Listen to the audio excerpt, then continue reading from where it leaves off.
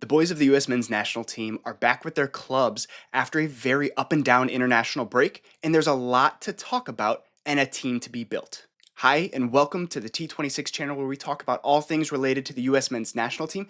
And welcome back to our Team of the Week series where we review how the boys played with their club teams over the weekend and try to build a team made up of our best performers.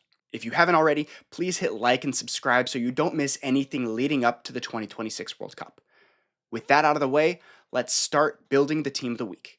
Today, we're going to mimic the 3-4-2-1 formation that we saw against Japan. Starting at the back, we have Zach Steffen from the Colorado Rapids. He helped Colorado to a 2-1 victory over the Houston Dynamo. Zach had 4 saves and was 14 out of 18 with his passing, while being at 50% on his long balls.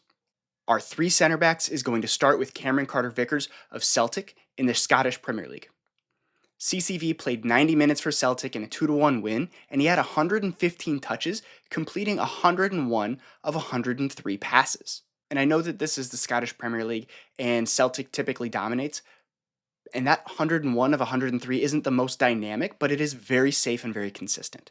He did all of that while also having 7 clearances and 1 tackle. In the middle of our center back trio, we're going to have Tim Ream. And I think that Tim goes in the middle of any center back trio that we have, because he reads the game very well, and he also is our best passer, so that gives him the option to go left or right. It also hides his lack of pace a little bit, which is a really, really good thing because none of our center backs are overly pacey. Ream went the full 90 minutes for Charlotte, completing 37 of 38 passes and 4 of 5 long balls.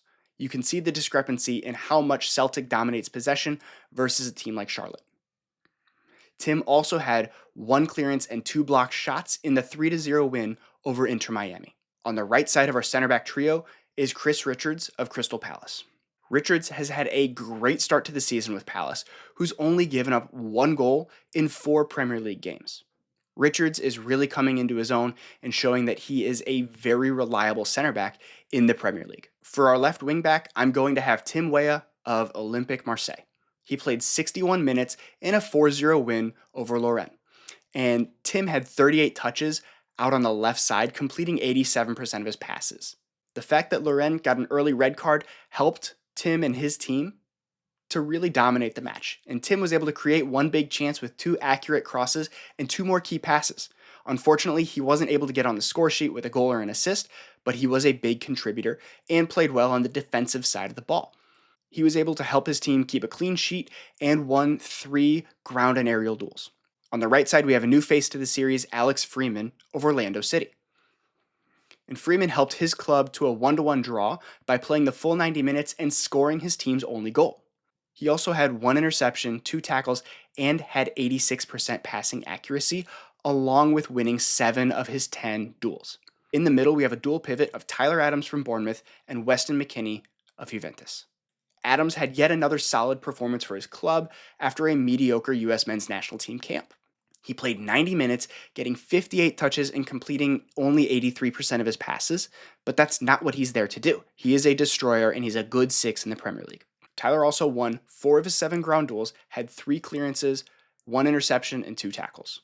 Again, another solid defensive performance, and he thrives in Bournemouth, where they can take the offensive responsibility away from him. Weston finally saw the field with Juventus, and we are going to keep our fingers crossed that that keeps up. He helped Juve to a 4-3 win over Inter Milan, and he was a key figure playing 79 minutes with a solid defensive performance as well. Weston had 2 clearances, 2 blocked shots, and 3 tackles to pair with 86% passing accuracy. And while he did contribute on the offensive side of the ball, his contributions were most notable defensively. To start with the attacking duo of the midfield, I'm proud to introduce Gio Reyna of Borussia Mönchengladbach. This was Gio's debut match for his new club, and while Gladbach looked bad and honestly got dominated in a 4-0 loss, Gio looked great. He played 74 minutes, and his vision and game control were on full display. Gio is a player who can dictate the pace of play and control the field for any team that he's on. Reyna was playing consistent through balls to his teammates and springing them free on the attack. Unfortunately, they couldn't capitalize.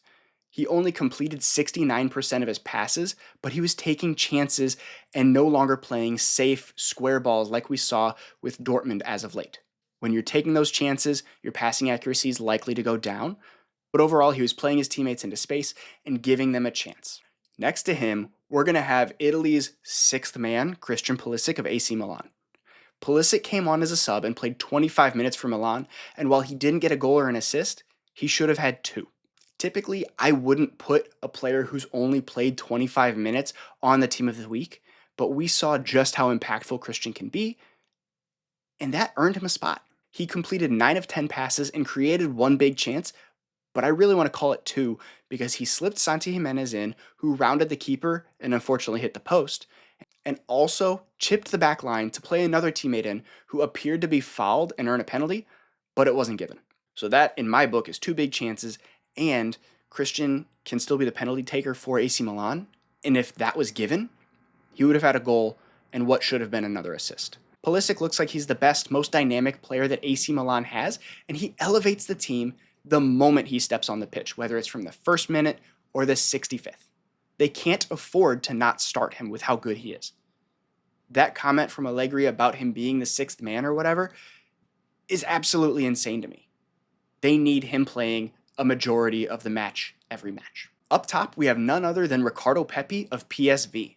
Pepi made his first start after his knee injury over the summer, and he didn't take long to get on the score sheet, bagging 2 goals in just 65 minutes. He also had 3 key passes for PSV in their 5-3 win. If Pepi's healthy, for the US men's national team roster and should be getting consistent minutes.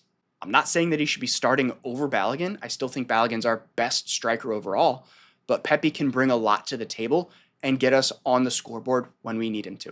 All right, guys, that's everything I've got for you this week. What do you think of our 11 and the formation of a 3-4-2-1? Is that going to get the most out of our players? Can we be a little bit more creative? Can we need to be more defensive? Know your thoughts. Also, let me know in the comment section, who do you think stood out that deserves to be in the team this week? Thanks for watching, and I'll see you next time.